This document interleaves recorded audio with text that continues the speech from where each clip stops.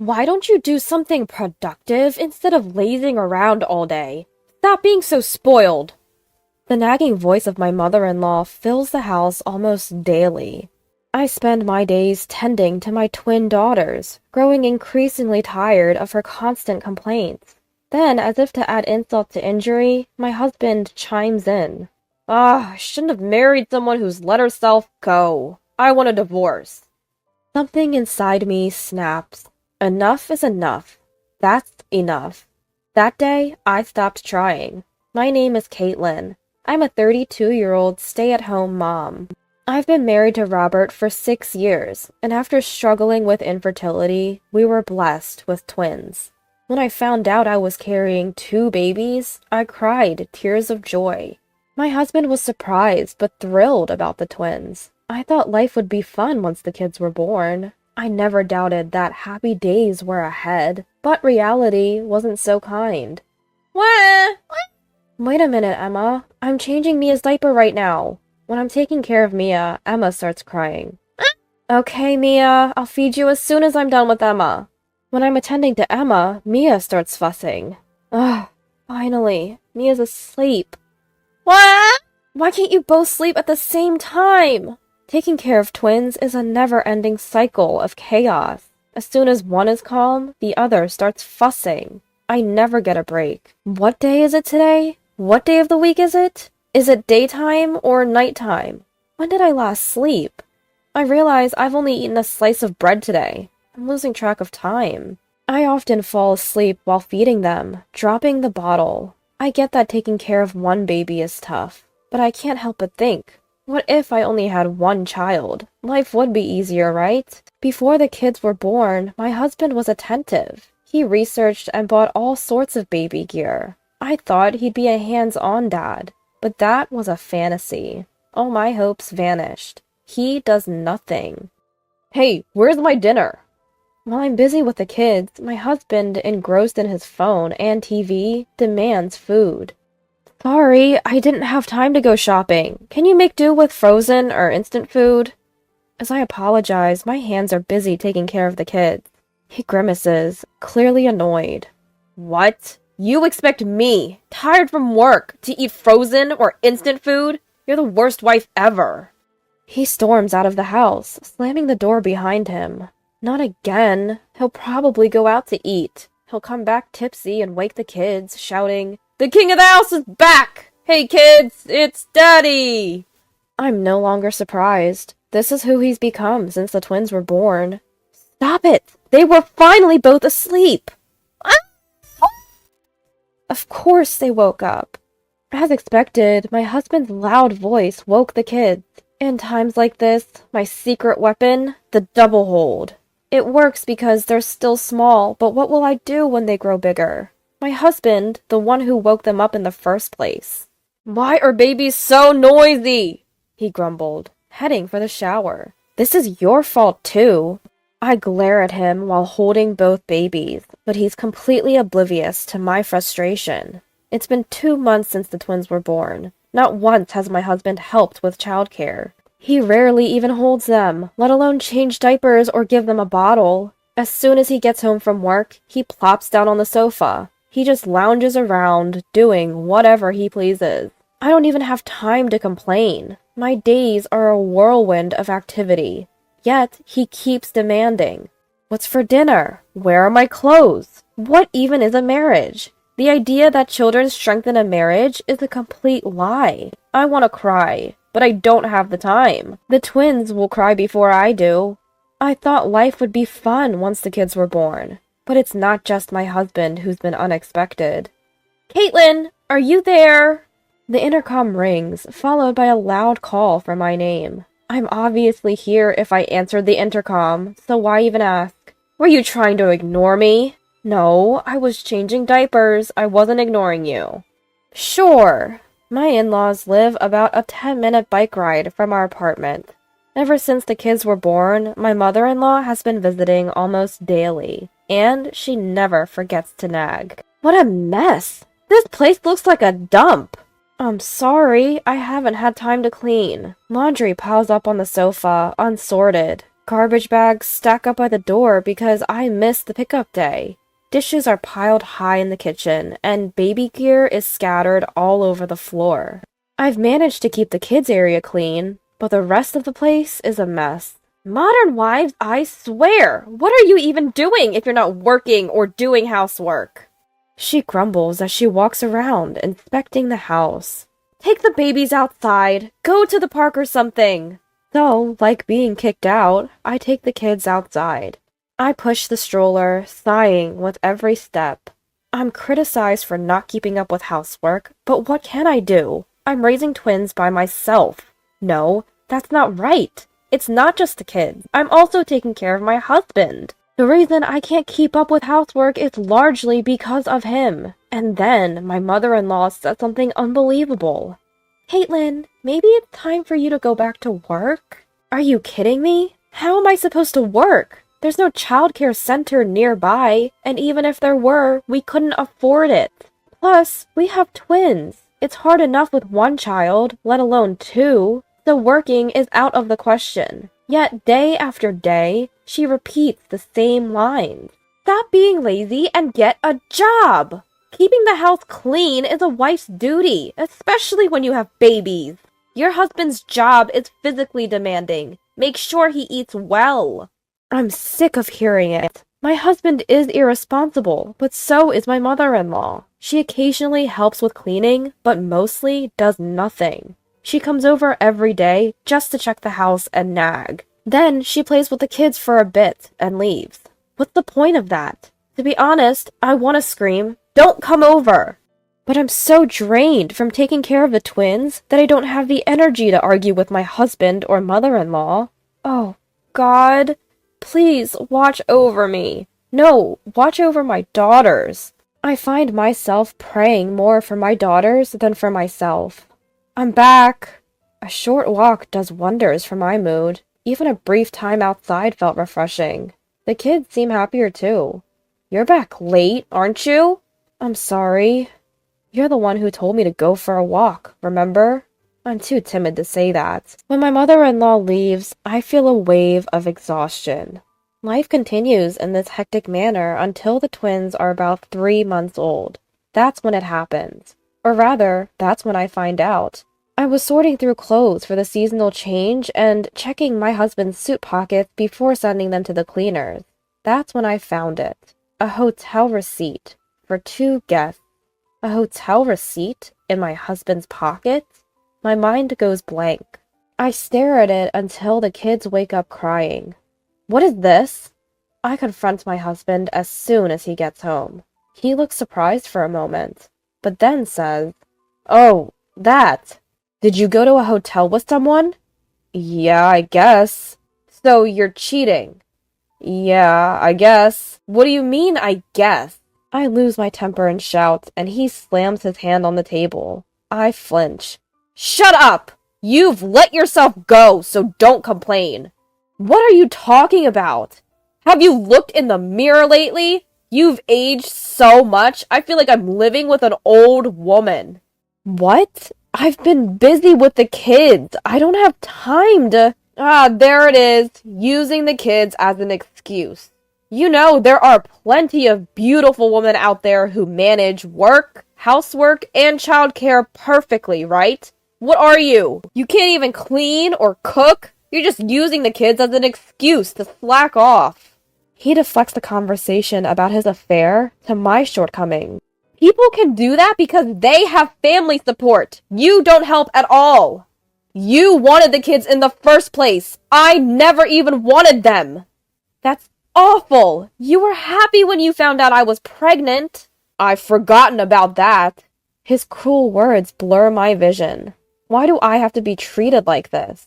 I may not be the perfect wife or mother. I may have let myself go, but I've been doing my best. The 1-month and 3-month checkups for the twins, their vaccinations, all were incredibly hard to do alone. I've changed one baby's diaper while trying to soothe the other one crying. I fought off sleep to feed them both. I've cleaned as best as I could to not affect the babies.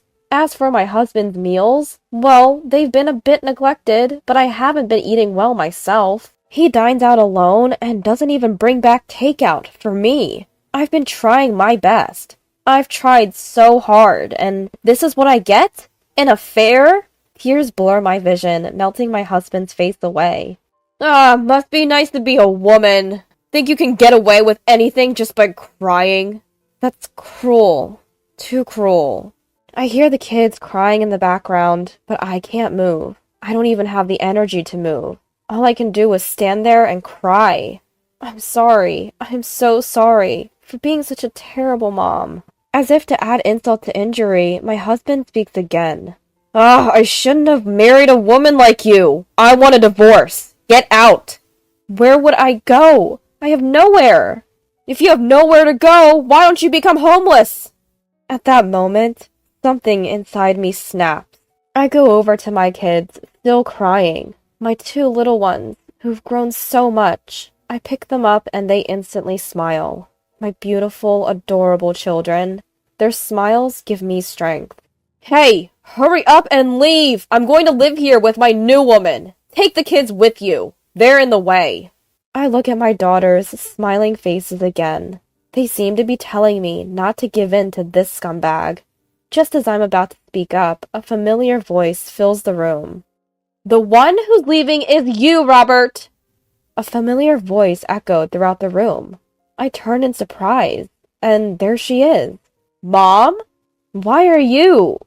My mother-in-law, who should have gone home earlier, is standing there. I came back to get something I forgot. I rang the doorbell, but no one answered, and the door was unlocked.